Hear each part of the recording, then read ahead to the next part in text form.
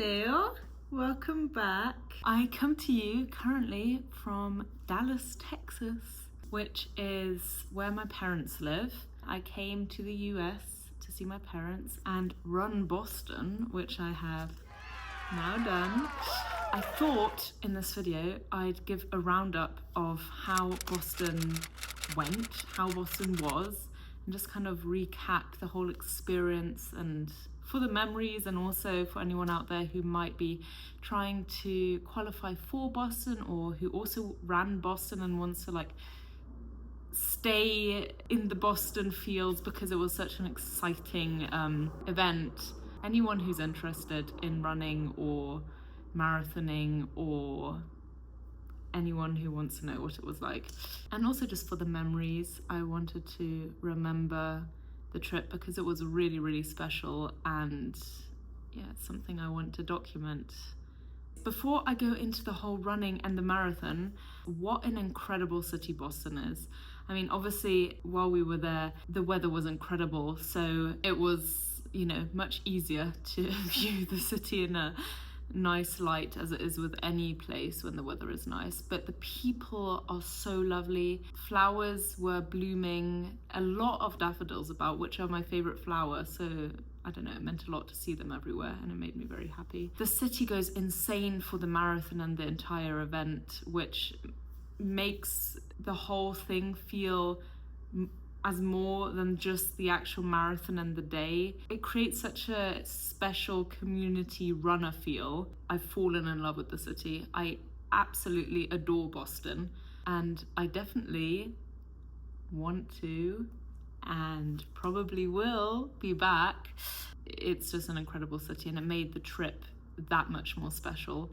And it was also really nice to be there with my parents and one of my sisters, because this was also the first race of mine that they all watched, so that was really special. And my sister made a poster for me. It was so sweet. So yeah, now I thought I'd go into the actual run, the marathon, the prep, how I felt, and I will also include my marathon pictures as I go through the race rundown, because they really show my mental happenings throughout the race. The days leading up beforehand probably weren't ideal for a race situation, especially as I had set myself a high pacing goal, because we walked a ton. I think both weekend days before the marathon, I think we walked like 30,000 steps on both days, which is a lot of steps anyways.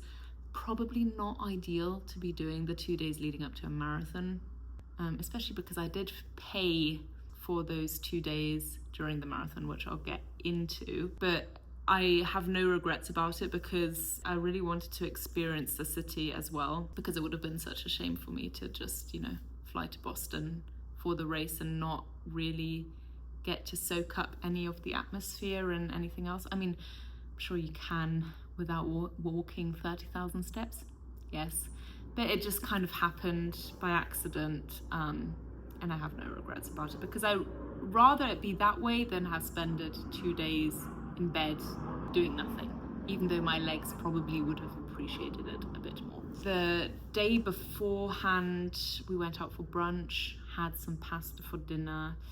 Didn't eat as much as I probably should have, because I felt kind of nauseous the entire day. I think it was a mixture of nerves, heat, tiredness. The night before, journaled and tried to relax the mind, and it actually worked quite well. Slept like a baby before the race, which has never happened before. I think it was because from Saturday to Sunday, I didn't sleep at all, weirdly. Like, I was super nervous, couldn't get the race out of my mind. So on Sunday, before the race, I knocked out like a baby, and I was out until I woke up again. So that was great. Had my breakfast, got ready, and then my parents drove me out to Hopkinton, where the start is, because you could get buses, school buses from there, which you then took to the start line, which was so cool to experience being on a US American school bus. I sat next to a lovely lady, and it kind of got us, I'm assuming, but it got me very excited for the actual race. It kind of reminded me like, oh my goodness, you're running Boston. Like, this is something I've dreamed of for ages. So many people, you know, work years to get into the race. Like, yes, I have my race goal, time goal, but if that isn't met, you are running Boston. Enjoy the experience. Like, it's one of the biggest, most well-known races in the world, and it just, you know, got the adrenaline going, got the excitement up. We got to Hopkinton, pretty much had timed it perfectly to an extent, because I arrived there pretty much immediately, started walking to the start line, went to the Portaloo, was snacking on sweets while walking and sipping on water, went to a Portaloo, went to the start line, and within being in my wave, I was the first coral of wave 3. Within 2 minutes of standing then at the start line, it was off. I was running. So pretty much timed it perfectly, except while I was standing in the coral, like as they started counting down, I looked to like the sidelines and people were like stretching, like doing dynamic stretches, and I was like, oh my god, fuck, I have not stretched at all. Like, I had kind of started jogging from the Portaloo to the start line as like a little warm-up, but I had done no other warm-up, and I was like, oh my goodness, how fucking stupid am I? So yeah, that's another thing that I kind of led to the pain, I'm assuming, throughout the marathon. And then we started the marathon. I was having the time of my life in the first 3-4 miles. I mean, you can see in the pictures, I don't think I've ever been happier. I was smiling, laughing, high-fiving literally everyone, which again, waste of energy, I'm sure some people would say, but no regrets about it because I was having a ball. I was having the time of my life. It does also go downhill. I mean, there's small like up bits at the beginning, but it does pretty much go all downhill for the first 3-4 miles. So I was on pace, faster than pace. I think my second mile was something like 6:30, 6:35, like one of my fastest ever mile. Oh, also within like the first 5 minutes, my left shoe came undone, so I had to stop for like 30 seconds to do that, which was not ideal, but we moved on. That was fine. Yeah, within like mile 4-5, I got a really bad stitch on my right side, probably from high-fiving everyone with my right hand. I mean, and I was going for it. I wasn't just like tapping. I was like, yeah! But yeah, I got a really bad stitch. Surprisingly, when I look at my splits, I didn't slow down that much. I kind of stayed the same pace. What kept me going was I knew my parents and sister were at between miles 6 and 7.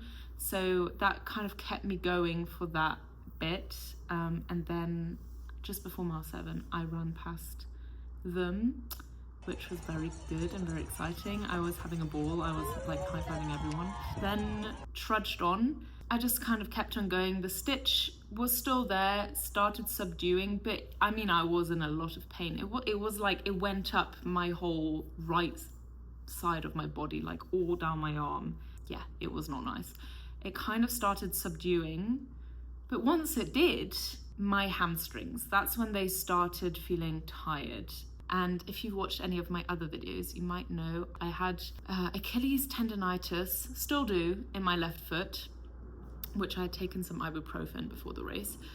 So the 3 weeks leading up to the race, the first 2 weeks of those, did not run a step. I could not run. And then the week leading up, when you're meant to be tapering, I started running again. Again, probably not ideal, but super thankful that I was able to run. My legs were probably in shock from running more than 5 miles. And my hamstrings really started hurting. And my foot pain started up again, not badly, nowhere near actually to what my hamstrings were feeling, but my legs in general did start, feeling the fatigue. Then we hit halfway. My legs weren't doing well.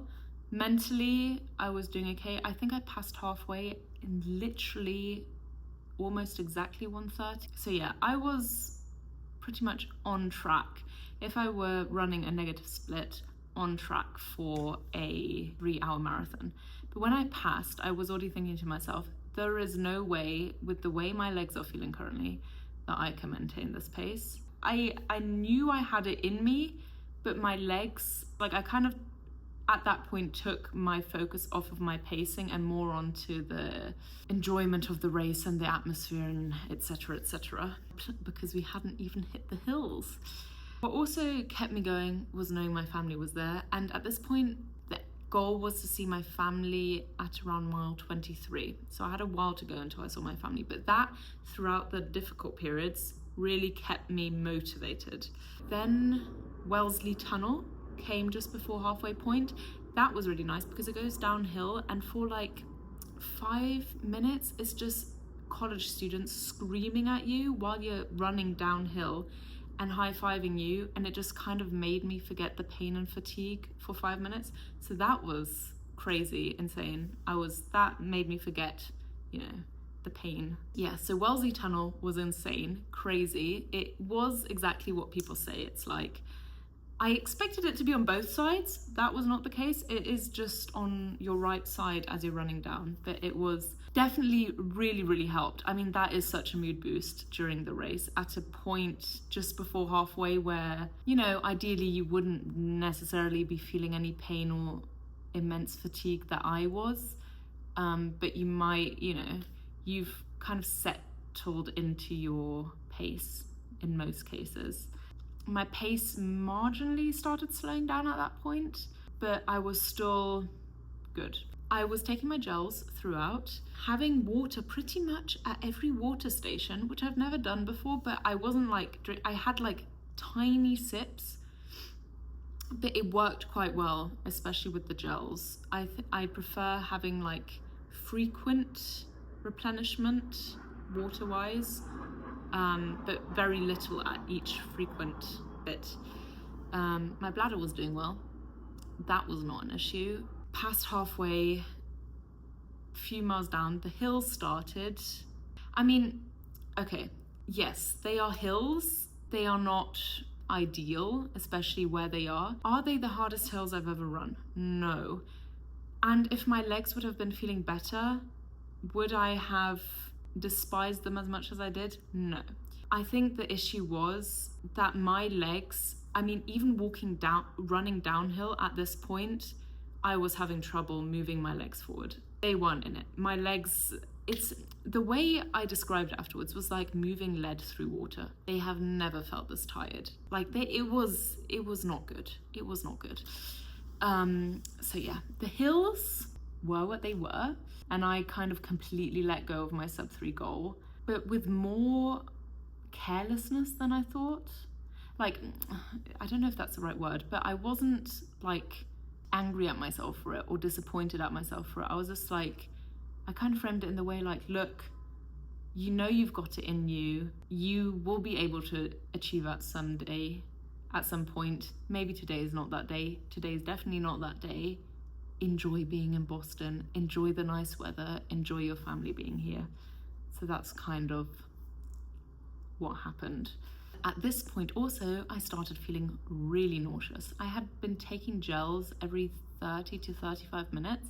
I've never felt this way having taken gels before. Probably part of it was that, again, I hadn't done any of my long runs for the 3 weeks leading up, so I hadn't practiced with gels, because where would I have practiced with them? I did do one 100-minute elliptical session where I had taken one gel, but obviously that's not the same as 5 gels. So yeah, I started feeling nauseous. In fact, my last gel passed Heartbreak Hill. I tried to get it down me, got about a third, a fourth in, and then I had to chuck it. I was holding onto it open for about a mile, and I was like, I won't be able to take this, otherwise I will throw up. And actually, in fact, twice, I had then also, at that point, miles 16, 17, I couldn't drink anymore either. Any water station I got to, I would take a sip, realize if I swallowed it, it would come back up again. So I just spat it out. So Sorry to anyone out there who saw my not good manners, but I'm sure you would have rather seen that than me actually throw up. So yeah, the hills, it wasn't looking good. I think around kilometer 30, there's like a huge camera and like banner on the ground where they take a video of you and take pictures. I could muster up some smiles for that. So I was enjoying myself. I reminded myself, like, look, you're having a fun time, enjoy yourself. Remember where you are, which I did do a good job of for most of the race. But yeah, I mustered up smiles for that, but pretty much afterwards, I probably did not look that happy. Heartbreak Hill, wow, that was a feat, but got to the top and then started running down. The downhills between the other two Newton Hills and Heartbreak Hill were really great. I could speed up on those again. But after Heartbreak Hill, even the downhills, I could not speed up anymore. Like, I think my paces may have increased slightly, but yeah, my legs were, it was like someone had tied stones to the back of my shoes and like whole like upper leg as well. It was like treading some like against like a, I don't know, it was not nice. Anyways, at this point, all that kept me going was, oh my God, my parents will be at mile 23. My parents will be at mile 23. My parents will be at mile 23. Wow, that kept me going. And then, funnily, they were at mile 22. I didn't know that they would be at mile 22. I thought they would be mile 23, 24. I was looking, but I didn't really I didn't see them. They were looking for me. They didn't see me, but my dad was filming the whole, for 5 minutes as runners were coming past. And you can actually see me in the background of that video going past. So we did technically see each other at mile 22, except none of us saw each other. At this point, the downhills, I think I probably even slowed down. At this point in time, I honestly couldn't, I don't really have any memories. I was just kind of looking out for my family. Obviously, I then didn't see them, but just having the task of trying to find them was super helpful and made those miles go by really quickly. I have never been so close to stopping and walking during a race, ever. I was unbelievably close to stopping and walking. What kept me going, I don't know. It is a miracle. So I don't have many memories of the last 5 miles. Can't really tell you what was going on. Can't really tell you what was happening. I was just trying to keep my legs moving. And I just kept on telling myself, Izzy, you're in Boston. Soak this up. I couldn't high-five people anymore. I felt so bad because, the people are cheering you on. They're looking at you. They're screaming at you to keep on going, trying to high-five you, and I could not lift my arm. My energy was being so depleted. And what also probably didn't help was that I couldn't take my last gel just after Heartbreak Hill, so I was really on empty at this point.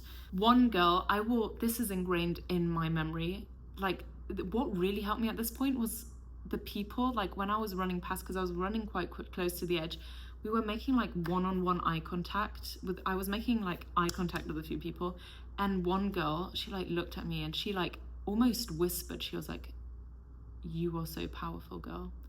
And that is ingrained in my mind. Those moments like that really helped me because they looked into your soul and saw your pain, and they were like, "You've got this." They weren't screaming, they were just like, "I believe in you." That also kept me going. The whole thing, miracle really. The last mile hit, there's a little bit you go down under a bridge. That nearly killed me. That uphill, that 20-second uphill nearly killed me. And then I was on the last stretch. I was on Boylston, last stretch. Again, really wish I could have sped up. I think I slowed down. I don't really know what was happening, but I was focused. Happy, relieved, focused is the word I would use, because I was now getting to that finish line. I don't think I've run that slow in a while, which, is also not a bad thing. Because I was still running and I was still going, I felt like a woman in her 90s, but I was still moving. And then I crossed the finish line. And then a medic had to help me walk because I could not walk. And I had like lost complete feeling in my hands and feet. It was like tingly, you know, like when your limbs are asleep. It was, so I couldn't really walk. I couldn't feel anything in my hands and feet. So a medic helped me walk for 5 minutes. He was so sweet, so sweet. And I mean, kudos to him for like seeing me not be properly able to walk and help me.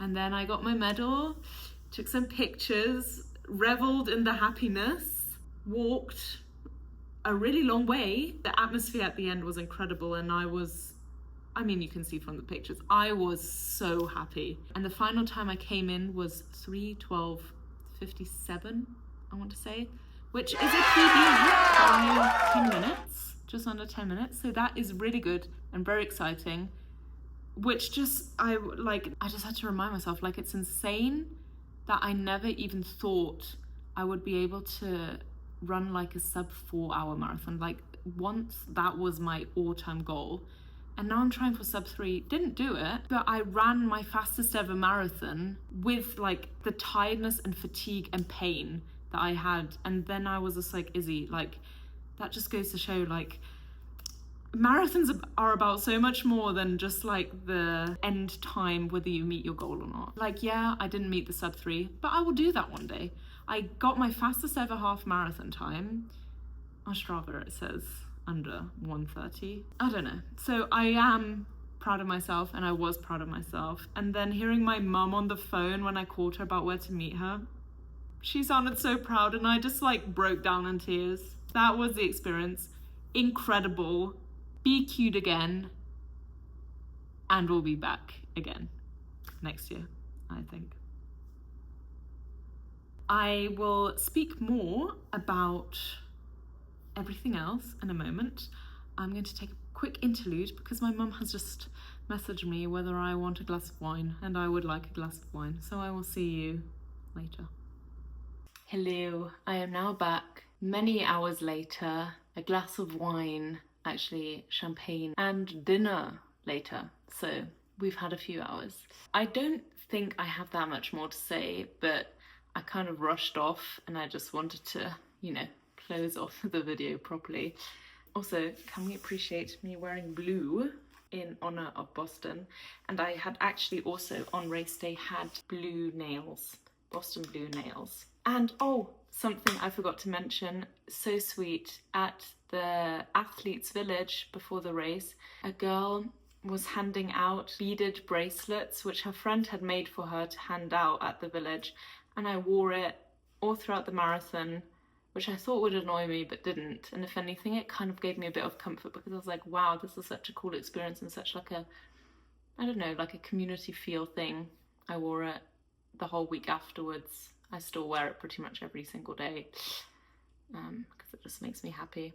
So yeah, but yeah, moral of the story, I have completely fallen in love with running again, like re-fallen in love. I feel like it's almost like a marriage between running and me. Like, we always love each other, but we're not always in love with each other. But right now we're in love with each other, and I cannot stop talking about it. Anyways, thank you so much for watching. I am aware that this video was all over the place, but I hope you could take something from it.